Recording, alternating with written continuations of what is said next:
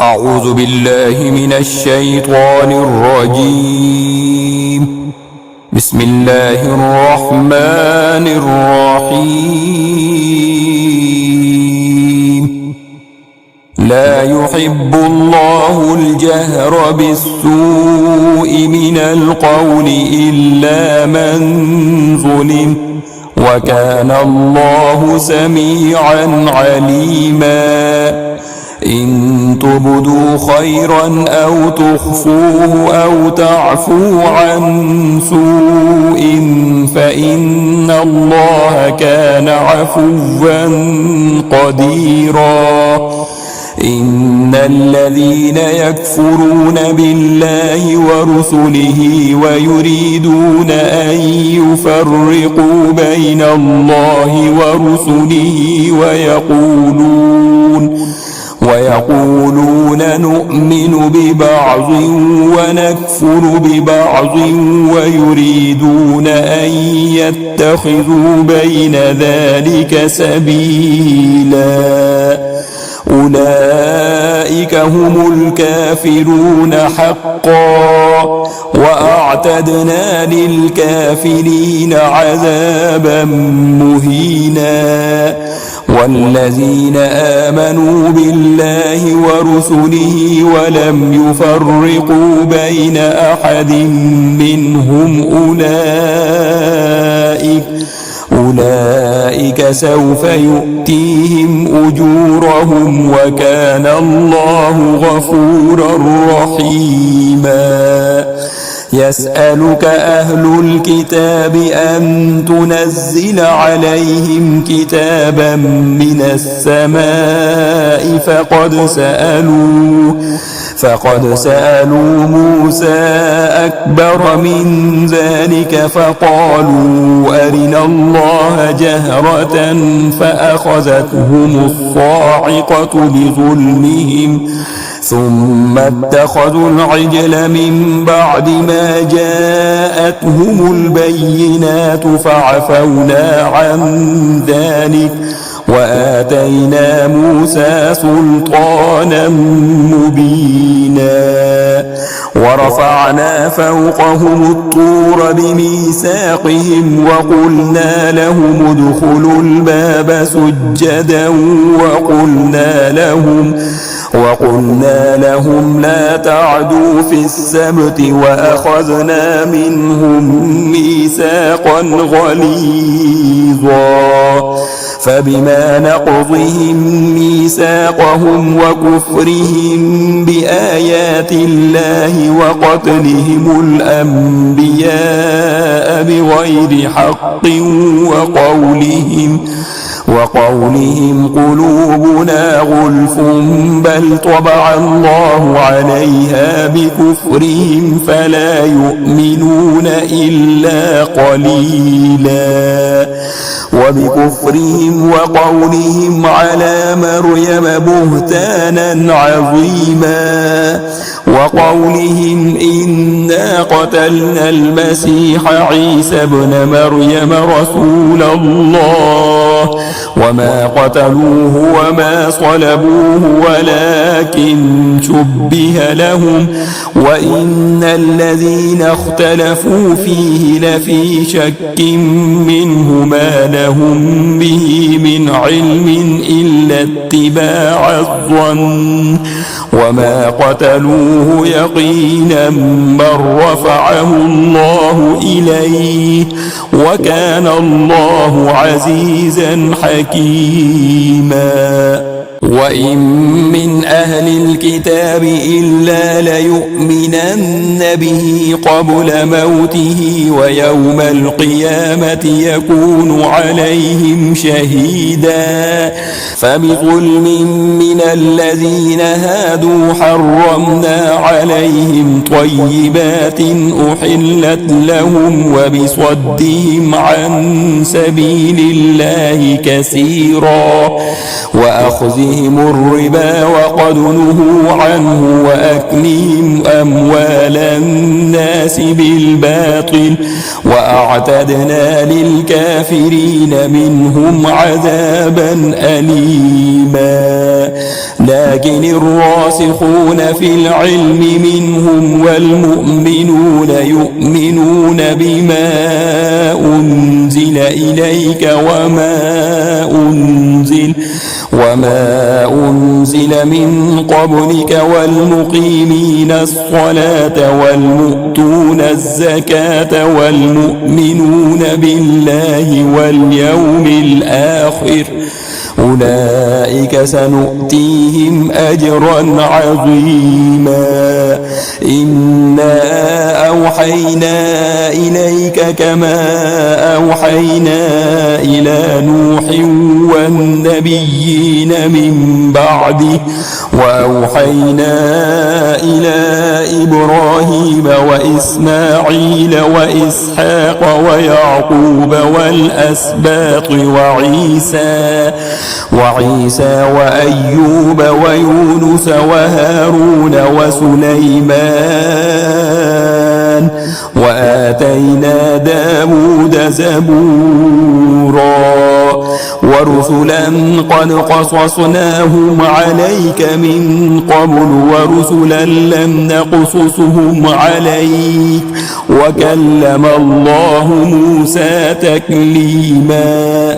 رسلا مبشرين ومنذرين لئلا يكون للناس على الله حجة بعد الرسل وكان الله عزيزا حكيما. لكن الله يشهد بما أنزل إليك أنزله بعلمه والملائكة يشهدون وكفى بالله شهيدا. إن الذين كفروا وصدوا عن سبيل الله قد ضلوا ضلالا بعيدا.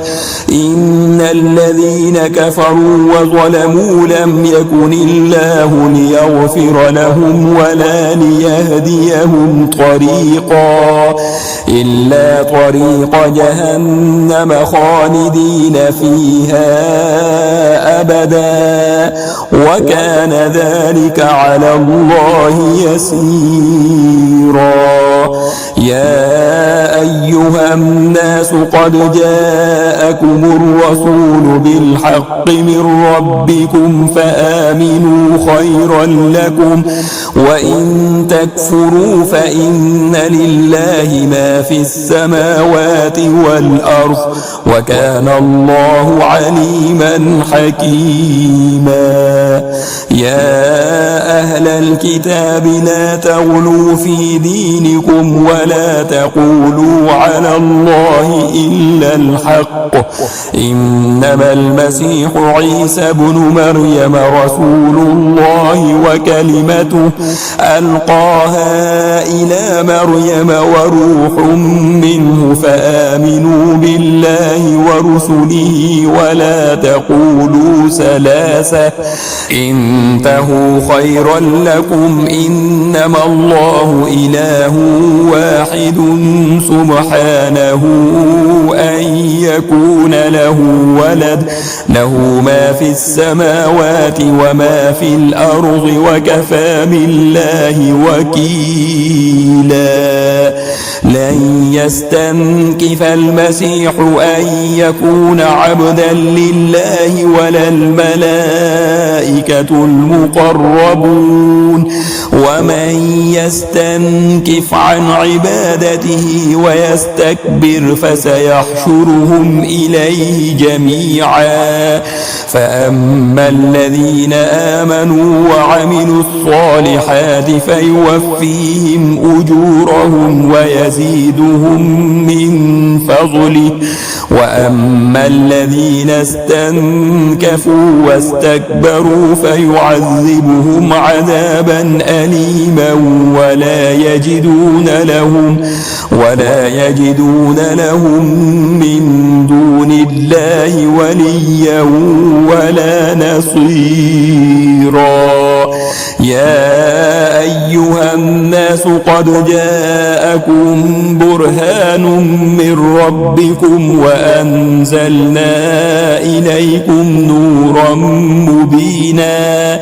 فأما الذين آمنوا بالله واعتصموا به فسيدخلهم في رحمة منه وفضل ويهديهم إليه صراطا مستقيما. يستفتونك قل الله يفتيكم في الكلالة إن امرؤ هلك ليس له ولد وله أخت فلها نصف ما ترك وهو يرثها إن لم يكن لها ولد فإن كانت اثنتين فلهما الثلثان مما ترك وإن كانوا إخوة رجالا ونساء فللذكر مثل حظ الأنثيين يبين الله لكم أن تضلوا والله بكل شيء عليم. بسم الله الرحمن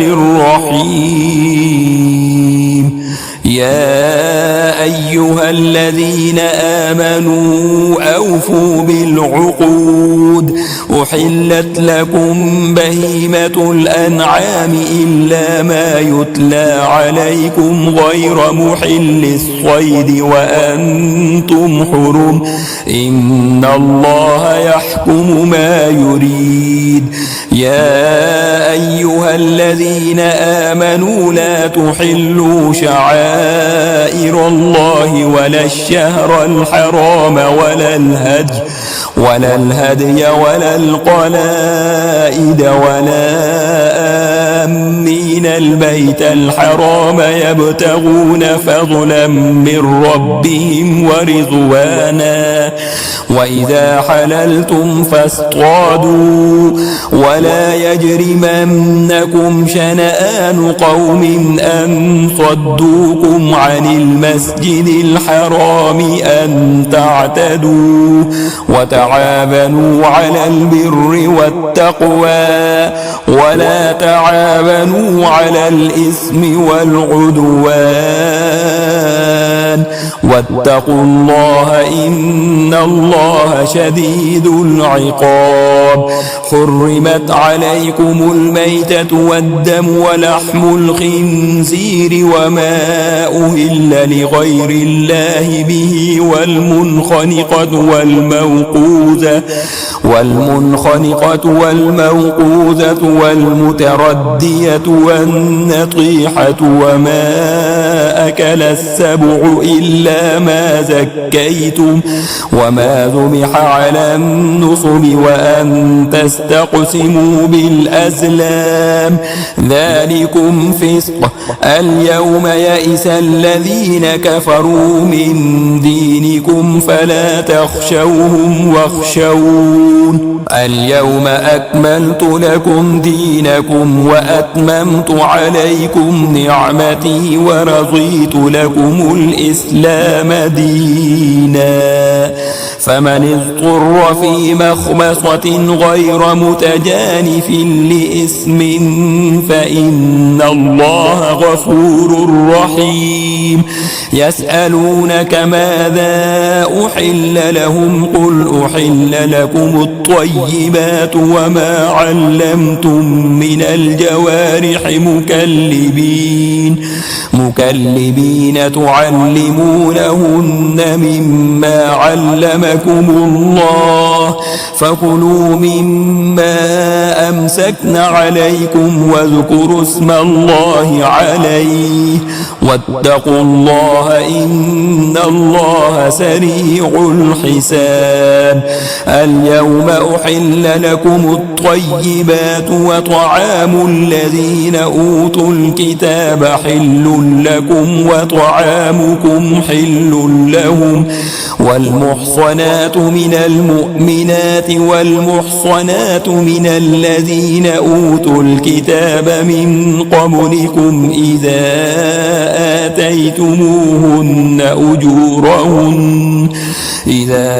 آتيتموهن أجورهن محصنين غير مسافحين ولا متخذي أخدان.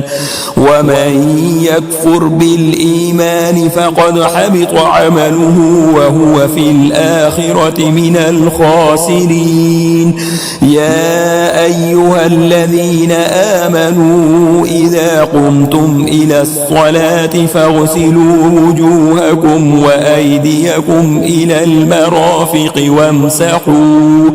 وامسحوا برؤوسكم وأرجلكم إلى الكعبين وإن كنتم جنبا فاطهروا وإن كنتم مرضى أو على سفر أو جاء أحد منكم من الغائط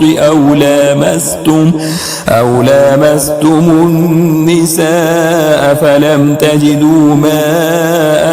فتيمموا صعيدا طيبا فامسحوا بوجوهكم وأيديكم منه ما يريد الله ليجعل عليكم من حرج ولكن يريد ليطهركم وليتم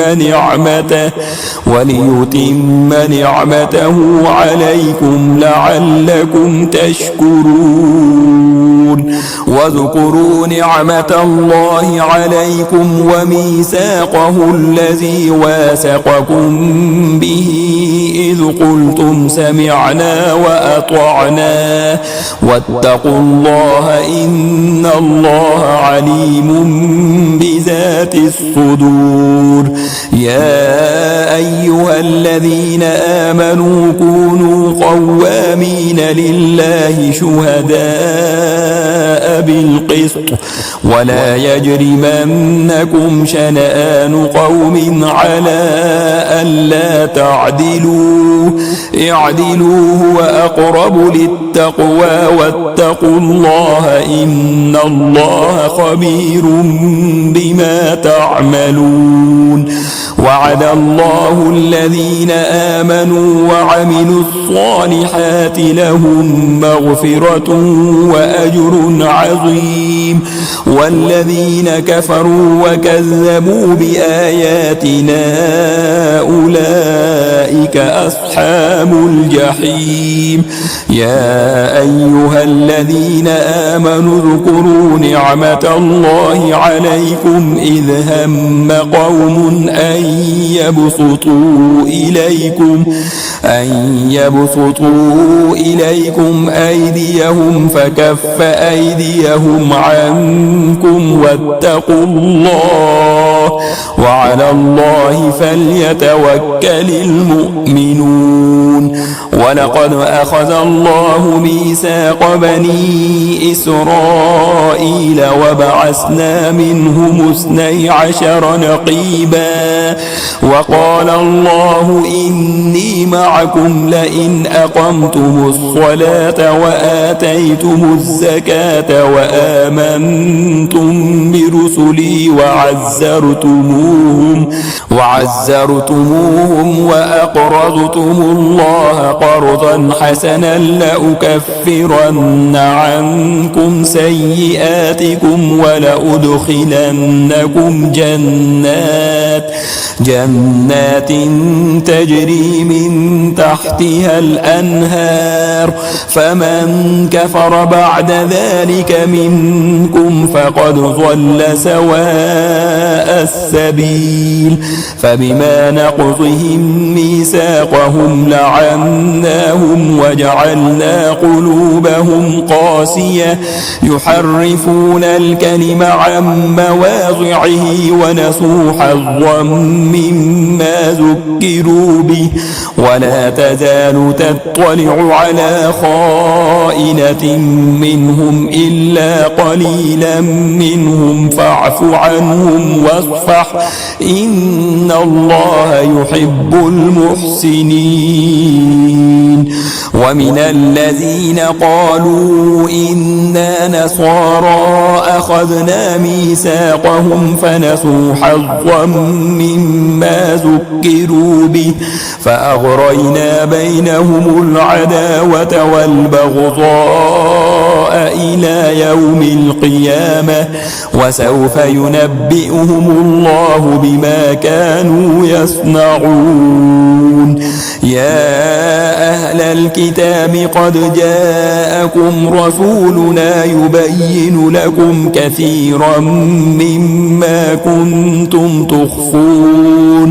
تخفون من الكتاب ويعفو عن كثير قد جاءكم من الله نور وكتاب مبين يهدي به الله من اتبع رضوانه سبل السلام ويخرجهم من الظلمات إلى النور بإذنه ويهديهم إلى صراط مستقيم لقد كفر الذين قالوا إن الله هو المسيح ابن مريم قل فمن يملك من الله شيئا إن أراد أن يهلك المسيح ابن مريم وأمه ومن في الأرض جميعا ولله ملك السماوات والأرض وما بينهما يخلق ما يشاء والله على كل شيء قدير وقالت اليهود والنصارى نحن أبناء الله وأحباؤه قل فلم يعذبكم بذنوبكم بل أنتم بشر ممن خلق يغفر لمن يشاء ويعذب من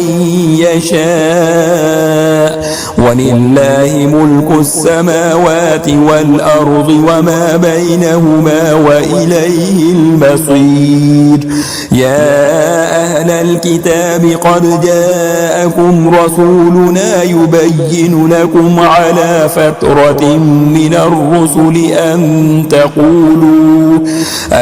تقولوا ما جاءنا من بشير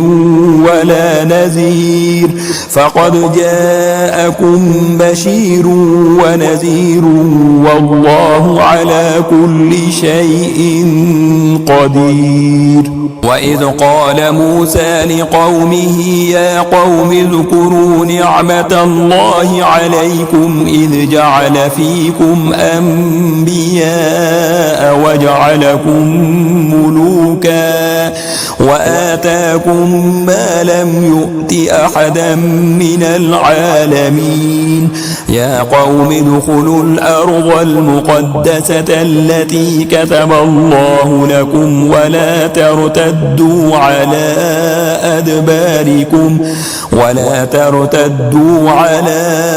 أدباركم فتنقلبوا خاسرين قالوا يا موسى إن فيها قوما جبارين وإنا لن ندخلها حتى يخرجوا منها فإن يخرجوا منها فإنا داخلون قال رجلان من الذين يخافون أنعم الله عليهم ادخلوا عليهم الباب فإذا دخلتموه فإنكم غالبون وعلى الله فتوكلوا إن يا موسى إنا لن ندخلها أبدا ما داموا فيها فاذهب أنت وربك فقاتلا إنا هاهنا قاعدون قال رب إني لا أملك إلا نفسي وأخي فافرق بيننا وبين القوم الفاسقين قال فإنها محرمة عليهم 40 سنة يتيهون في الأرض فلا تأس على القوم الفاسقين واتل عليهم نبأ ابني آدم بالحق إذ قربا قربانا فتقبل من أحدهما ولم يتقبل من الآخر قال لأقتلنك قال إنما يتقبل الله من المتقين لئن بسطت إلي يدك لتقتلني ما أنا بباسط يدي إليك لأقتلك إني أخاف الله رب العالمين إني أريد أن تبوء باسمي واسمك فتكون من أصحاب النار وذلك جزاء الظالمين فطوعت له نفسه قتل أخيه فقتله فأصبح من الخاسرين فبعث الله غرابا يبحث في الأرض ليريه كيف يواري سوءة أخيه قال يا ويلتى أعجزت أن أكون مثل هذا الغراب فأواري سوءة أخيه فأصبح من النادمين من أجل ذلك كتبنا على بني إسرائيل أنه من قتل نفسا بغير نفس أو فساد في الأرض فكأنما قتل الناس جميعا ومن أحياها فكأنما أحيا الناس جميعا ولقد جاءتهم رسلنا بالبينات ثم إن كثيرا منهم بعد ذلك في الأرض لمسرفون إنما جزاء الذين يحاربون الله ورسوله ويسعون في الأرض فسادا أن يقتلوا أو يصلبوا أو تقطع أيديهم وأرجلهم من خلاف أو ينفوا من الأرض ذلك لهم خزي في الدنيا ولهم في الآخرة عذاب عظيم إلا الذين تابوا من قبل أن تقدروا عليهم فاعلموا أن الله غفور رحيم يا أيها الذين آمنوا اتقوا الله وابتغوا إليه الوسيلة وجاهدوا في سبيله لعلكم تفلحون إن الذين كفروا لو أن لهم ما في الأرض جميعا ومثله معه ليفتدوا به من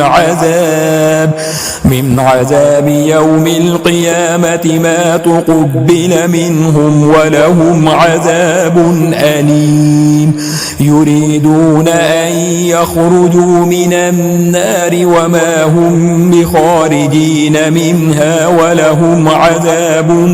مقيم والسارق والسارقة فاقطعوا أيديهما جزاء بما كسبا نكالا من الله والله عزيز حكيم فمن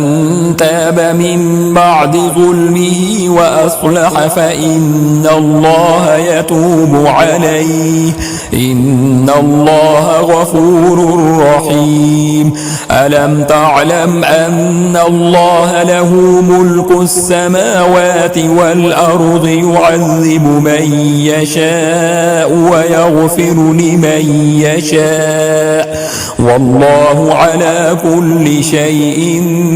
قدير يا أيها الرسول لا يحزنك الذين يسارعون في الكفر من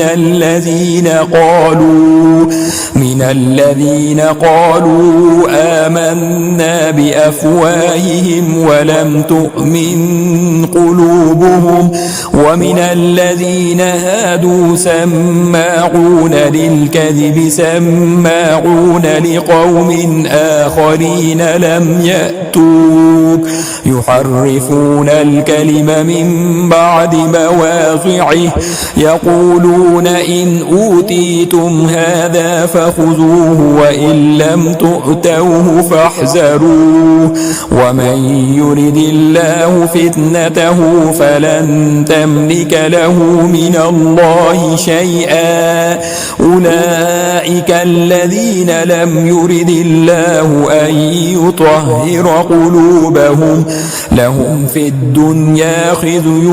ولهم في الآخرة عذاب عظيم سماعون للكذب أكالون للسحت فإن جاءوك فاحكم بينهم أو أعرض عنهم وإن تعرض عنهم فلن يضروك شيئا وإن حكمت فاحكم بينهم بالقسط إن الله يحب المقسطين وكيف يحكمونك وعندهم التوراة فيها حكم الله ثم يتولون من بعد ذلك وما أولئك بالمؤمنين إنا أنزلنا التوراة فيها هدى ونور يحكم بها النبيون الذين أسلموا للذين هادوا والربانيون والأحبار بما استحفظوا من كتاب الله وكانوا عليه شهداء فلا تخشوا الناس واخشوني ولا تشتروا بآياتي ثمنا قليلا ومن لم يحكم بما أنزل الله فأولئك هم الكافرون وكتبنا عليهم فيها أن النفس بالنفس والعين بالعين والأنف بالأنف والأذن بالأذن والسن بالسن والجروح قصاص فمن تصدق به فهو كفارة له ومن لم يحكم بما أنزل الله فأولئك هم الظالمون وقفينا على آثارهم بعيسى ابن مريم مصدقا لما بين يديه من التوراة وآتيناه الإنجيل فيه هدى ونور ومصدقا لما بين يديه من التوراة وهدى وموعظة للمتقين وليحكم أهل الإنجيل بما أنزل أنزل الله فيه ومن لم يحكم بما أنزل الله فأولئك هم الفاسقون وأنزلنا إليك الكتاب بالحق مصدقا لما بين يديه من الكتاب ومهيمنا عليه فاحكم بينهم بما أنزل الله ولا تتبع أهواءهم عما جاءك من الحق لكل جعلنا منكم شرعة ومنهاجا ولو شاء الله لجعلكم أمة واحدة ولكن ليبلوكم فيما آتاكم فاستبقوا الخيرات إلى الله مرجعكم جميعا فينبئكم بما كنتم فيه تختلفون وأن احكم بينهم بما أنزل الله ولا تتبع أهواءهم واحذرهم أن يفتنوك عن بعض ما أنزل الله إليك فإن تولوا فاعلم أنما يريد الله أن يصيبهم ببعض ذنوبهم وإن كثيرا من الناس لفاسقون أفحكم الجاهلية يبغون ومن أحسن من الله حكما لقوم يوقنون يا أيها الذين آمنوا لا تتخذوا اليهود والنصارى أولياء بعضهم أولياء بعض ومن يتولهم منكم فإنه منهم إن الله لا يهدي القوم الظالمين فترى الذين في قلوبهم مرض يسارعون فيهم يقولون نخشى أن تصيبنا دائرة فعسى الله أن يأتي بالفتح أو أمر من عنده فيصبحوا على ما أسروا في أنفسهم نادمين ويقول الذين آمنوا أهؤلاء الذين أقسموا بالله جهد أيمانهم إنهم لمعكم حبطت أعمالهم فأصبحوا خاسرين يا أيها الذين آمنوا من يرتد منكم عن دينه فسوف يأتي الله بقوم يحبهم ويحبونه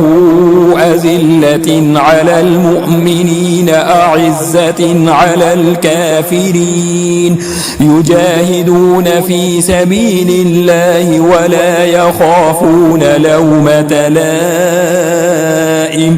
ذلك فضل الله يؤتيه من يشاء والله واسع عليم إنما وليكم الله ورسوله والذين آمنوا الذين يقيمون الصلاة ويؤتون الزكاة وهم راكعون ومن يتول الله ورسوله والذين آمنوا فإن حزب الله هم الغالبون يا أيها الذين آمنوا لا تتخذوا الذين اتخذوا دينكم هزوا ولعبا من الذين أوتوا الكتاب من قبلكم والكفار أولياء واتقوا الله إن كنتم مؤمنين وإذا ناديتم قومهم إلى الصلاة اتخذوها هزوا ولعبا ذلك بأنهم قوم لا يعقلون قل يا أهل الكتاب هل تنقمون منا إلا أن آمنا بالله وما أنزل إلينا وما أنزل من قبل وأن أكثركم فاسقون قل هل أنبئكم بشر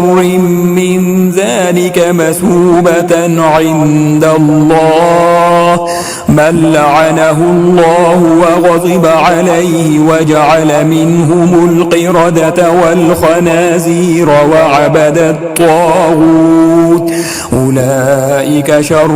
مكانا وأضل عن سواء السبيل وإذا جاءوكم قالوا آمنا وقد دخلوا بالكفر وهم قد خرجوا به والله أعلم بما كانوا يكتمون وترى كثيرا منهم يسارعون في الإثم والعدوان وأكلهم السحت لبئس ما كانوا يعملون لولا ينهاهم الربانيون والأحبار عن قولهم الإثم وأكلهم السحت لبئس ما كانوا يصنعون وقالت اليهود يد الله مغلولة غلت أيديهم ولعنوا بما قالوا بل يداه مبسوطتان ينفق كيف يشاء وليزيدن كثيرا منهم ما أنزل إليك من ربك طغيانا وكفرا وألقينا بينهم العداوة والبغضاء إلى يوم القيامة كلما أوقدوا نارا للحرب أطفأها الله ويسعون في الأرض فسادا والله لا يحب المفسدين ولو أن أهل الكتاب آمنوا واتقوا لكفرنا عنهم سيئاتهم ولأدخلناهم جنات النعيم ولو أنهم أقاموا التوراة والإنجيل وما أنزل إليهم من ربهم لأكلوا من فوقهم ومن تحت أرجلهم منهم أمة مقتصدة وكثير منهم ساء ما يعملون يا أيها الرسول بلغ ما أنزل إليك من ربك وإن لم تفعل فما بلغت رسالته والله يعصمك من الناس إن الله لا يهدي القوم الكافرين قل يا أهل الكتاب لستم على شيء حتى تقيموا التوراة والإنجيل وما أنزل إليكم من ربكم وليزيدن كثيرا منهم ما أنزل إليك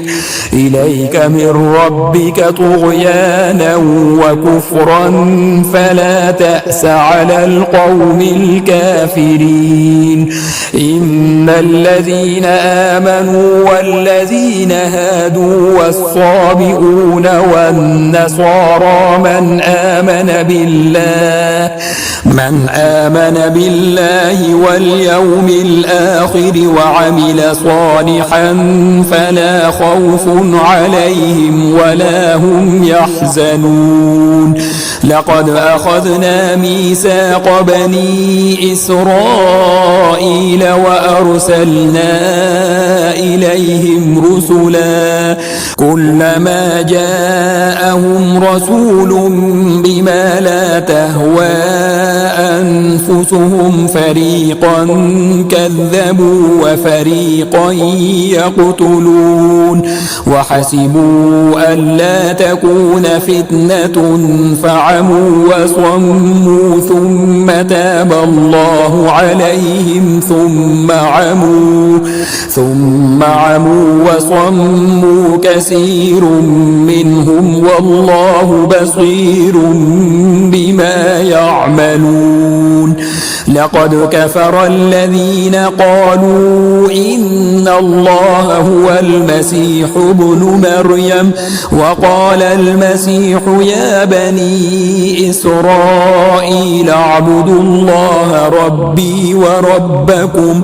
إنه من يشرك بالله فقد حرم الله عليه الجنة ومأواه النار وما للظالمين من أنصار لقد كفر الذين قالوا إن الله ثالث ثلاثة وما من إله إلا إله واحد وإن لم ينتهوا عما يقولون ليمسن الذين كفروا منهم عذاب أليم أفلا يتوبون إلى الله ويستغفرونه والله غفور رحيم ما المسيح ابن مريم إلا رسول قد خلت من قبله الرسل وأمه صديقة كانا يأكلان الطعام انظر كيف نبين لهم الآيات ثم انظر أنا يؤفكون قل أتعبدون من دون الله ما لا يملك لكم ضرا ولا نفعا والله هو السميع العليم قل يا أهل الكتاب لا تغلوا في دينكم غير الحق ولا تتبعوا أهواء قوم قد ضلوا من قبل وأضلوا كثيرا وضلوا عن سواء السبيل لعن الذين كفروا من بني إسرائيل على لسان داود وعيسى بن مريم